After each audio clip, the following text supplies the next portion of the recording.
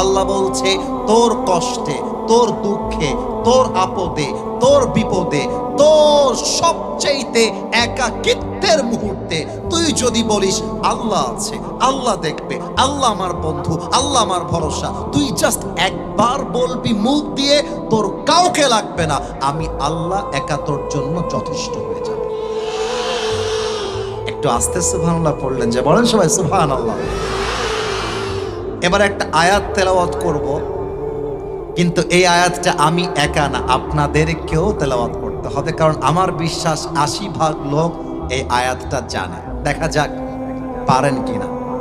ফাইন্না মাআল উসরি ইউসরা, ইন্না মাআল উসরি ইউসরা, indeed with every hardship there is is.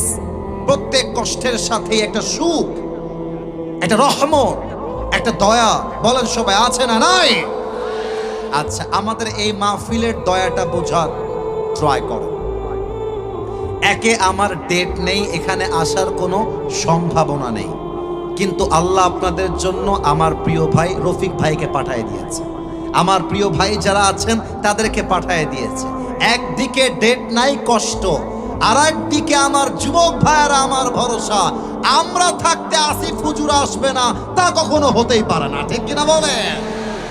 আর একটা জিনিস দেখো, অনেকের জীবনে অনেক কষ্ট, কারো বউ নাই, কেউ বিয়ে করতে চায় বিয়ে করতে পারে না, কারো চাকরি করতে চায় চাকরি পায় না, কিন্তু এর মাঝেও একটা দয়া দেখেন, আপনি না খেয়ে মরে যান নাই।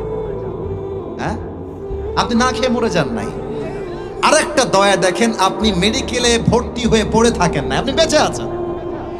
আপনি মেডিকেলে গিয়ে একজন ক্যান্সারের পেশেন্ট, মনে পড়ে গেল তাই বলছি, আদারওয়াইজ বলতাম না, ওরে গিয়ে বলেন এই তুই কি BMW চাস? বলবেন না। মার্সিডিজ? না না। কি চাস? বলবে আমি শুধু একটু বাঁচতে চাই, শুধু একটু বাঁচতে চাই। আর আপনারা যারা আছেন, আল্লাহ আমাদের হাতে শক্তি দিয়েছে, পায়ে শক্তি দিয়েছে। আরে আমার ঢাকার গুলশানে ফ্ল্যাট দরকার নাই, আমি আমার জমিতে খেতে খামারে হালাল ভাবে কামাই করে বাঁচতে চাই, আমার কোনো চাওয়া পাওয়া নাই, ঠিক কিনা বলে? একদিকে অনেক অভিযোগ, আর একদিকে আল্লাহর দয়া দিয়ে ভরা। আরো ছোট্ট একটা উদাহরণ দিচ্ছি, এটা আরো ভালো করে বুঝে আসবে। আপনাদের এখানে রেলওয়ে স্টেশন আছে না? আচ্ছা, রাগ করবেন না, কয় মিনিট লাগবে যাইতে এখান থেকে? আধা ঘন্টা। আচ্ছা, আধা ঘন্টায় ধরলাম। দেখেন তো আমার কথা মিথ্যা হয় না, সত্যি হয়। রেলওয়ে স্টেশনে দেখবেন মাঝে মাঝে অনেক শিশুরা শুয়ে থাকে ঠান্ডার ভিতরে খালি গায়ে। আমি নিজের চোখে দেখেছি, খালি গায়ে শুয়ে আছে। ইভেন অনেক মহিলা ঠান্ডার ভেতরে শুয়ে আছে, গায়ে কম্বল নাই, ল্যাপ নাই। কিন্তু আপনি আপনার দিকে তাকান, আপনাকে রেলওয়ে স্টেশনে থাকতে হয় নাই, ফুলবাড়ির বাঁকুড়া গ্রামে আপনার টিনের একটা ছাপড়ি হলেও তো বাড়ি আছে, তাই না বলেন মিয়া? কত দয়া আল্লাহ আপনার উপরে, কত মায়া আল্লাহর আপনার উপরে। আমি যে আমার ঠোঁটটা নাড়িয়ে কথা বলছি দিনাজপুরবাসী, আমার একটা টোন, গলার আওয়াজ আপনাদের কর্ণকুহুরে পৌঁছাচ্ছে। এই যে আমার জবানের কথা, এই কথা বলার সুযোগ, তৌফিক, শক্তি আমাকে দিয়েছে একজন, বলেন সবাই তিনি কে? একটু আস্তে হয়েছে, আর একবার জোরে বলেন, আরশের দিকে তাকায়, আসমানের দিকে তাকায়, তিনি কে? আমি যে এই মুহূর্তে নিঃশ্বাসটা নিলাম, I'm taking my breath, oxygen, এই অক্সিজেনটা আমাকে দিচ্ছে একজন, তিনি কে? ভেবে দেখেছেন কখনো এভাবে? এই যে অনেকের গলায় মাফলার দেওয়া, আমি ওয়েস্ট কোট পরে আছি, অনেকে চাদর পরে আছে, অনেকে রুমাল পরে আছে। এই রুমাল কেনার সামর্থ্য তো আল্লাহ চাইলে দিতে নাও পারতেন। আল্লাহ চাইলে তো আমাকে ফিলিস্তিনেও জন্ম দিতে পারতেন, কিন্তু এই যে আমার গায়ে জামা, আমার টুপি, আমার চাদর, আমার রুমাল, আমার মায়েরা বোরকা পরে দেহটা ঢেকে আছে, ইজ্জতের সঙ্গে আছে। আমরা সকালে খেয়েছি, দুপুরে খেয়েছি, রাতেও খাবো, বাসায় ঘুমিয়েছি, আরাম করে মাহফিলে এসেছি। এই সব কিছু রিজিকের বন্দোবস্ত করেছে একজন, তিনি কে? আল্লাহ বলছে, আমার বান্দা, তোর প্রত্যেকটা জীবনের প্রত্যেকটা মুহূর্তে আমি আল্লাহর দয়া আছে। আমি আল্লাহর দয়া ছাড়া তুই খাইতে পারবি না, চলতে পারবি না, বলতে পারবি না, উঠতেও পারবি না, বসতেও পারবি না। আমি আল্লাহর দয়া পৃথিবীর প্রত্যেকটা প্রান্তে প্রান্তে আছে না নাই? এক নাম্বার আয়াত। দুই নাম্বার আয়াত, قل يا عبادي الذين أسرفوا على أنفسهم لا تقنطوا من رحمة الله إن الله يغفر الذنوب جميعا إنه هو الغفور الرحيم। আল্লাহ রাব্বুল আলামিন বলছেন, নবী আপনি বলে দেন। আল্লাহ রাব্বুল আলামিন বলছেন, হে আমার বান্দারা। আল্লাহ ডাক দেওয়ার সময় বলেন নাই হে মুসলমানেরা, হে ইমানদারেরা। আল্লাহ বলেছেন, হে আমার বান্দারা। দিনাজপুরবাসী কথা বোঝা যায় নাকি যায় না? এই উত্তরে ওয়াজ হবে না, কথা বোঝা যায় নাকি যায় না? আল্লাহ বলেন নাই হে ইমানদারেরা, হে মুসলমানেরা। আল্লাহ বলেছেন, হে আমার বান্দারা।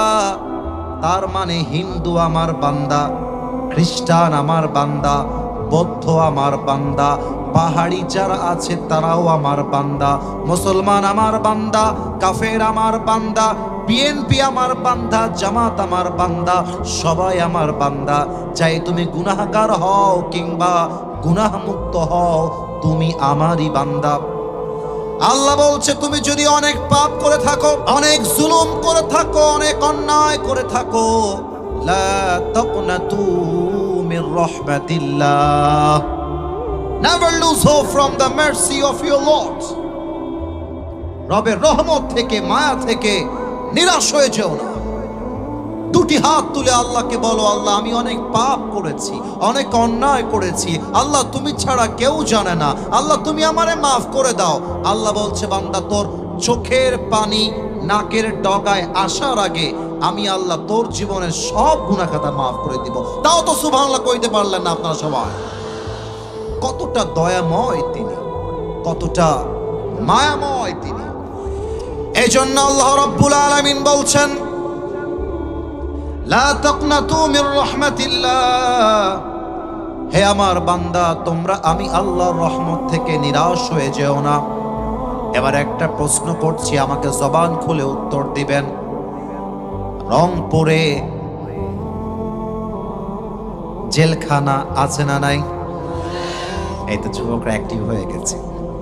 বলেন, জেলখানা আছে না নাই? মনে করেন আমি আসিফ হুজুর কোনো আলেম নই, বক্তা নই, আমি একজন প্রফেশনাল চোর। কথার কথা, আপনারা জানেন আমার কোনো একটা মাহফিলে আমার ফোনটা চুরি হয়ে গেছিল।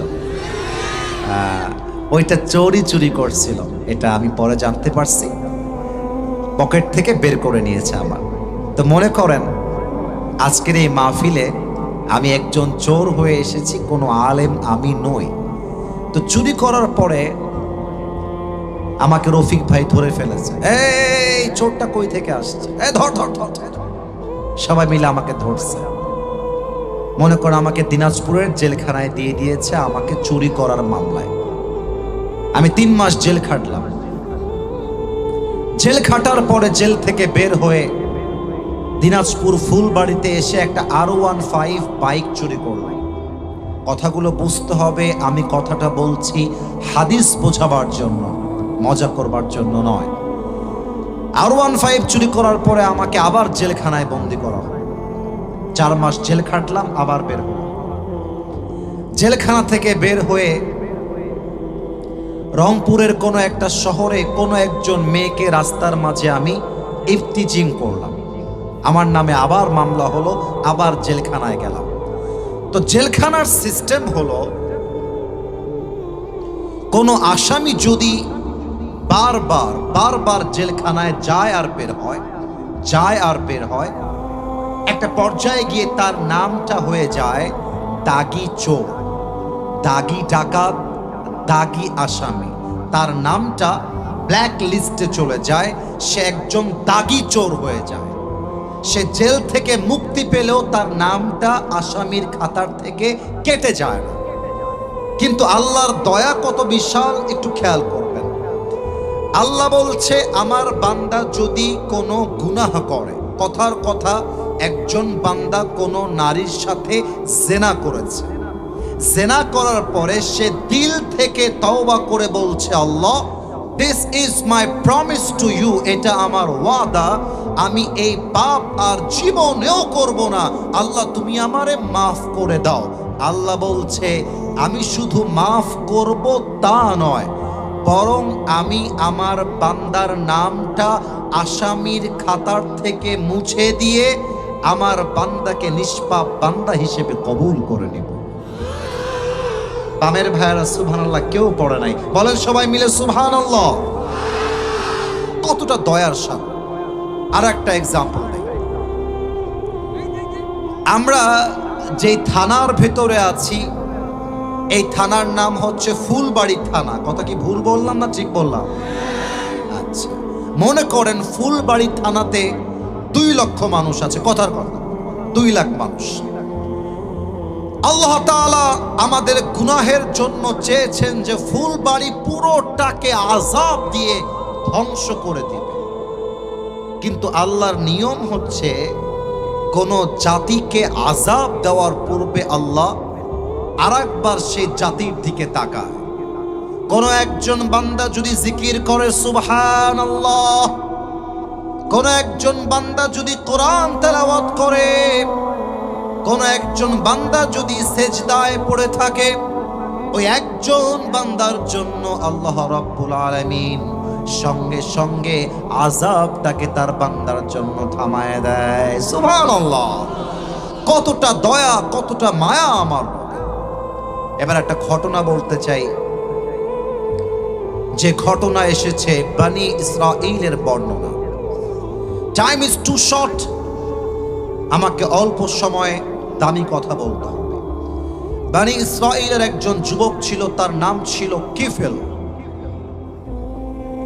এবার সবার পালা উত্তর দেওয়ার। নাম হচ্ছে কিফেল। যুবক ভাইয়ারা নাম বলো, কি নাম? কিফেল। এই যুবক প্রত্যেক দিন একজন নতুন নতুন মেয়ে নিয়ে আসতো এবং তার সঙ্গে জেনার সম্পর্ক গড়ে তুলত। প্রতিদিন নতুন নতুন নারীর সাথে অবৈধ সম্পর্ক। লম্বা ঘটনা, অল্প কথায় বলছি, জাস্ট আল্লাহর দয়াটা বোঝাতে চাই। একদিনের ঘটনা, কিফিল একজন সুন্দর নারীকে ঘরে নিয়ে আসছে জেনা করবার জন্য।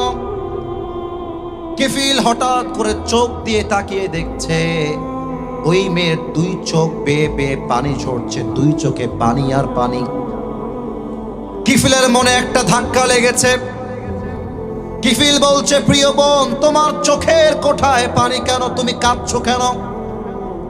ওই মেয়ে ডাক দিয়ে বলছে, কিফিল, আমি কোনো প্রস্টিটিউট নই, আমি কোনো পতিতার ঘরের মেয়ে নই, আমি একজন মুসলমান ঘরের মেয়ে।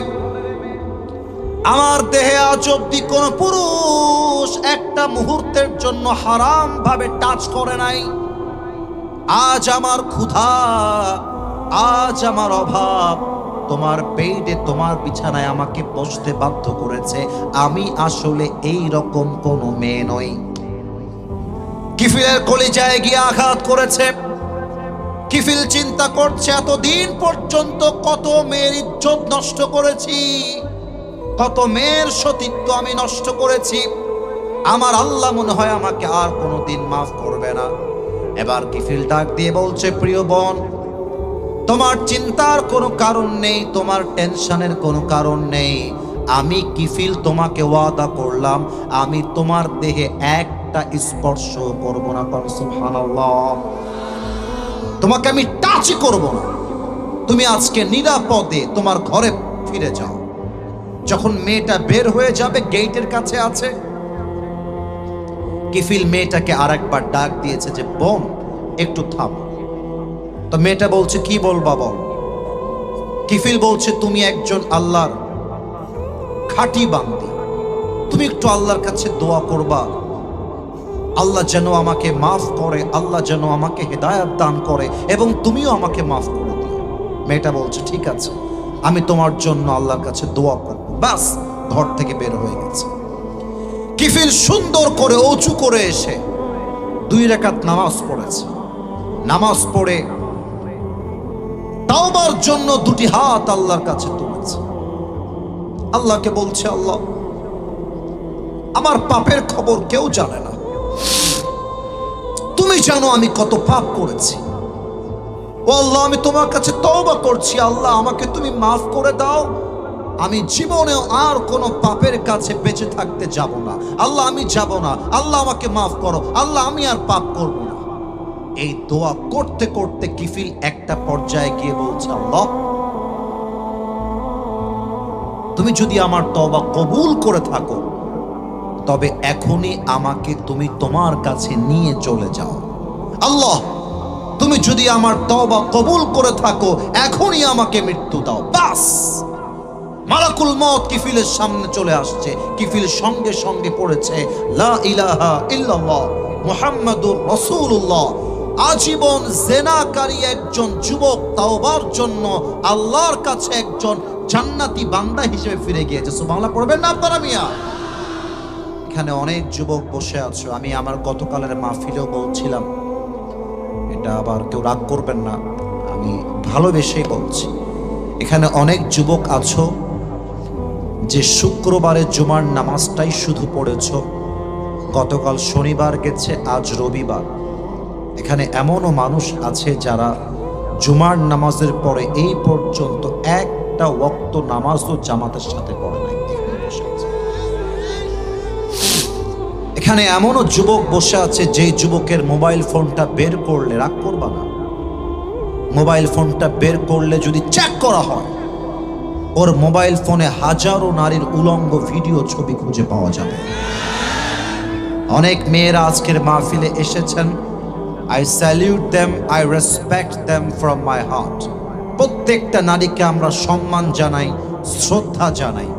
তবে আজকের মাহফিলে এমনও অনেক মেয়ে আসতে পারে যে শুক্রবারে দিনাজপুর শহরে গিয়ে তার বয়ফ্রেন্ডের সঙ্গে প্রেম করে বাসায় ফিরে আসছে। বোরকা দেখলে কিন্তু আজকাল বোঝা বড় দায়। বোরকা তো পরে মুখ ঢাকা, হাত ঢাকা, পা ঢাকা, দেখলেই মনে হবে यार ये लड़की तो अभी के अभी जन्नत से भाग के दुनिया में आई है माशाअल्लाह। কনফার্ম জান্নাতি, এত সুন্দর বোরকা আর হিজাব। কিন্তু অনেক মেয়ে আছে দেখবা বোরকা পরেই 4টা ছেলেকে নাকের ডগায় রশি লাগায় ঘুরিয়ে বেড়ায়। আর রংপুর শহরে আমি যত মেয়েকে রাস্তাঘাটে প্রেম করতে দেখেছি তার 80% ছিল বোরকাওয়ালি মেয়েরা। এদেরকে দেখলে আমার বলতে মনে চায় উপরে ফিটফাট, ভেতরে পুরোটাই সদরঘাট। তবে সব মেয়েকে আমরা এক পাল্লায় মাপি না। যেই মেয়েরা উপরেও এক ভিতরেও এক, তাদের জন্য আমাদের স্যালিউট আছে না নাই? আর যারা উপরে ফিটফাট ভেতরে সদরঘাট, তাদের জন্য বলবো ভালো হয়ে যাও মাসুদ। আচ্ছা, আমি যেটা বলছিলাম, অনেকের ফোনে পর্নোগ্রাফি থাকতে পারে, অনেকের হারাম প্রেম থাকতে পারে, অবৈধ রিলেশনশিপ থাকতে পারে। এখানে অনেকের পকেট চেক করলে টার্বি বিড়ির প্যাকেটও খুঁজে পাওয়া যেতে পারে। আল্লাহ যদি কিফিলকে মাফ করতে পারে তার দয়া দিয়ে, মায়া দিয়ে। This is my important message for the people of Dinajpur. এটা আমার আসল কথা। কিফিলকে যদি আল্লাহ হাজারো নারীর সঙ্গে জেনা পড়ার পরেও মাফ করতে পারে, ওই আল্লাহ কি এখন আর নাই? এত আস্তে বললে হয় না। ওই আল্লাহ কি আর নাই? ওই আল্লাহর দয়া কি আর নাই? ওই আল্লাহর মায়া কি আর নাই?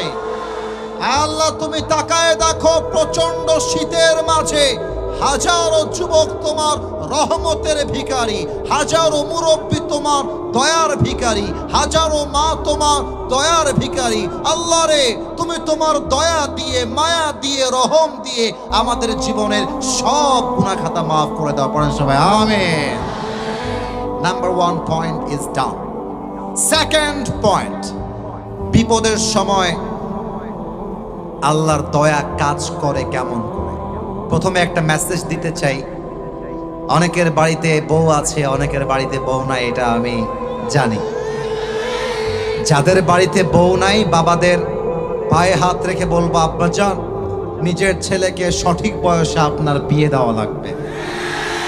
ছেলেকে বিয়ে দেওয়ার ব্যাপারে যত লেট করবেন, আপনার ছেলে তত বেশি ধ্বংস হয়ে যাবে। আমি তো স্পষ্ট ভাষায় বলি, যুবকদের চরিত্র ঠিক করতে বউ ছাড়া দ্বিতীয় আর কোনো গতি নাই যুবক ভাই।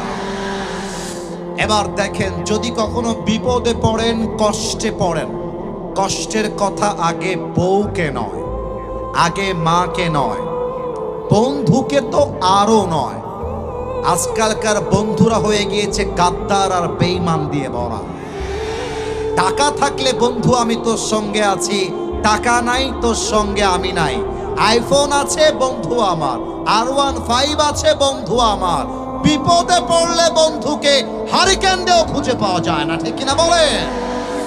আল্লামা ইকবাল রহমতুল্লাহি আলাইহি, যার বাসা ইজ ফ্রম পাকিস্তান, তার ভাষা উর্দু।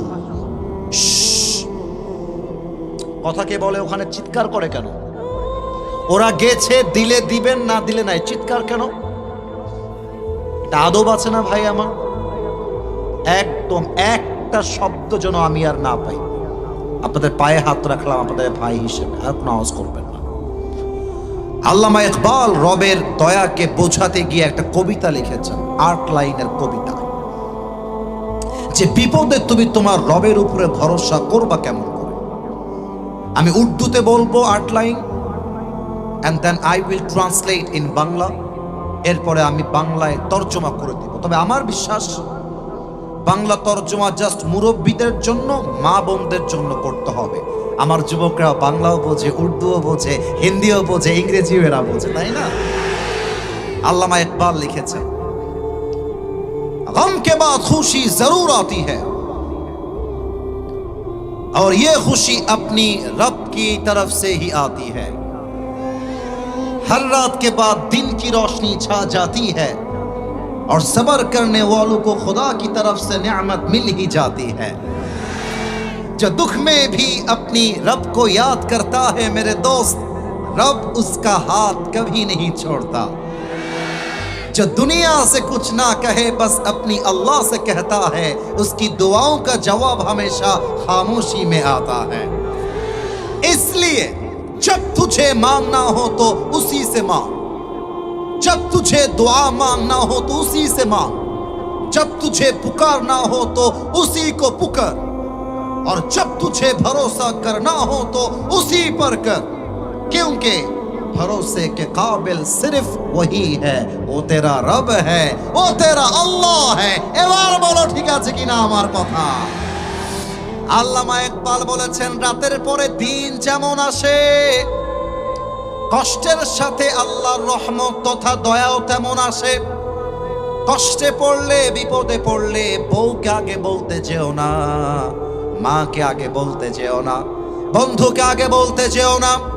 সেজদায় লুটিয়ে যাও, আল্লাহকে বলো, আল্লাহ আমার সঙ্গে কেউ নাই, তবে আমার বিশ্বাস তুমি আমার সঙ্গে আছো। এবার আল্লাহ কি বলছে? কোরআন তার প্রশ্নের জবাব দিবে। কোরআন বলছে, ওয়ামান ইয়াতাওয়াক্কাল আলাল্লাহি ফাহুয়া হাসবুহু, whoever trusts in Allah subhanahu wa ta'ala in all the situations in life, Allah is sufficient for him. সুবহানাল্লাহ। কেউ আসতে পড়বেন না বাংলা তর্জমা করার পরে। আল্লাহ বলছে, তোর কষ্টে, তোর দুঃখে, তোর আপদে, তোর বিপদে, তোর সবচেয়ে একাকিত্বের মুহূর্তে তুই যদি বলিস আল্লাহ আছে, আল্লাহ দেখবে, আল্লাহ আমার বন্ধু, আল্লাহ আমার ভরসা, তুই জাস্ট একবার বলবি মুখ দিয়ে, তোর কাউকে লাগবে না, আমি আল্লাহ একা তোর জন্য যথেষ্ট হয়ে যাব।